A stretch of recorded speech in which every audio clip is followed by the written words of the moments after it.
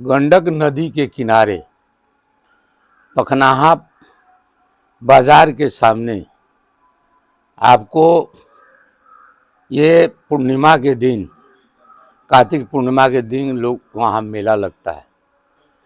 औरतें मर्द गाड़ी घोड़ा से हर साधन से वहाँ लोग पहुँचता है। कल हमको मालूम हुआ कि वहाँ घाट प्रशासन के द्वारा नहीं बनाया गया है, तो हमने एसडीओ, सीओ और स्थानीय मुखिया को कहा कि भाई आप जो भी सुविधा हो जनता के लिए वहाँ आप करिए, सरकार पैसा देगी तो देगी, नहीं तो खुद हम अपने पैसा देंगे। तो एसडीओ ने कहा कि सीओ से हम बात करते हैं। सर सीओ से भी बातचीत किए तो हम लोग देख रहे हैं। स्थानीय मुखिया वहाँ जो सूरजपुर के क्षेत्र में पड़ता है, वहाँ के मुखिया से भी हमारी बातचीत हुई तो कहा कि हम देख लेते हैं। हमें मुखिया जी आप वहाँ के मुखिया हैं, वहाँ की व्यवस्था को देखना आपका फर्ज है। और ये हम नहीं जानते थे कि डाक भी होता है, मेला का डाक भी होता है। इस पर चर्चा हम नहीं किए, लेकिन आप लोगों के माध्यम से पता चला है कि बिना डाक किए हुए वहाँ कुछ लोग असामाजिक तत्व वहाँ स्थानीय स्तर पर गाड़ी घोड़ा का सबका स्लिप काट रहा है और मेला का वसूली कर रहा है। तो 10 रुपया खर्चा करने वाला कल कोई आदमी नहीं मिला और आज वो गलत तरीके से लोगों से पैसा उगाही कर रहा है। इसका रिपोर्ट आपके माध्यम से हमको प्राप्त हुआ। तो हमने इस पर एसडीओ से कहा कि साहब ऐसे ऐसे बात सुनने में ये डाक हुआ है क्या? तो एसडीओ साहब कहे कि हमारे स्तर से नहीं हुआ, हम अंचलाधिकारी से पूछते हैं।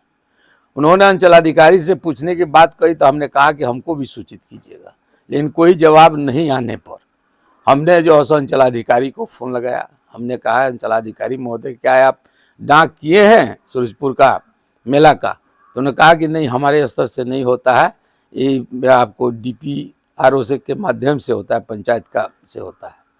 हमने डीपीआरओ को लगाया तो उसने जो है कहा कि नहीं सर डाक नहीं हुआ है। हमने पूछा है डाक नहीं हुआ। हम कहते फिर तसूली जो हो रहा है, कौन लोग तसूली कर रहा है आप पता लगाइए और एफआईआर करिए कि ऐसे लोग जो मैं बेतुका बिना मतलब का कानून का कोई डर नहीं है और लोग पैसा तसूली कर रहा है, घाट देखने वाला नहीं है। तो उसने कुछ जवाब नहीं दिया।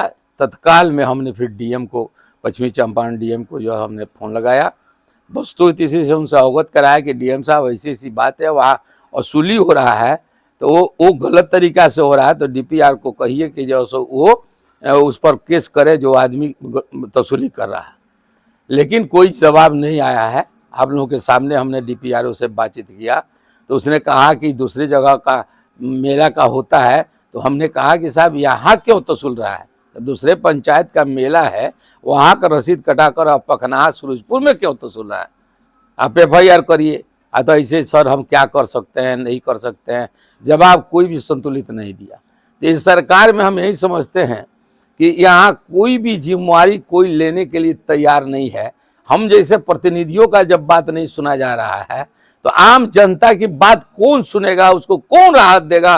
ये बहुत दुखद बात है और तकलीफ में आकर आप सभी के सामने इस बात को हम रख रहे हैं। और आप लोग इसको मीडिया में दीजिए और यदि चैनल है तो चैनल पर चलाइए।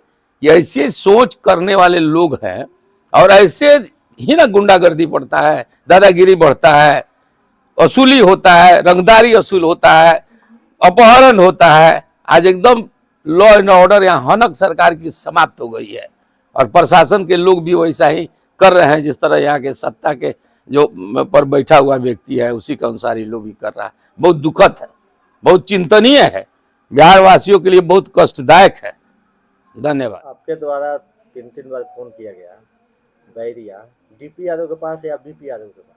नहीं सॉरी, मैं डीपीआर नहीं बीपीआरओ मैं कहना चाह रहा था, गलती से डीपीआरओ निकल गया। इसको सुधार कर लें कृपया। बीपीआरओ जो ब्लॉक का जो देख रेख करने वाला है उसके बारे में हम बोल रहा था। डीपीआरओ से बातचीत मेरी नहीं हुई, बीपीआरओ से बातचीत हुई।